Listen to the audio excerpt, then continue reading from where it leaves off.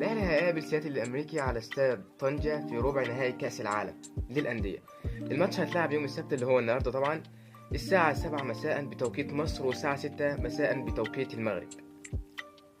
القناة اللي هتذيع الماتش قناة SSC الرياضية السعودية على القمر الصناعي نايل سات.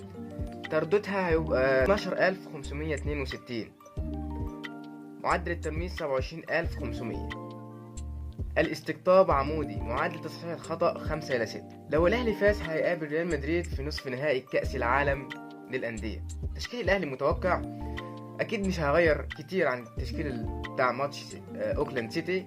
في حراسة المرمى محمد الشناوي، ادي خط الدفاع من اليمين لشمال محمد هاني، محمود متولي، محمد عبد المنعم.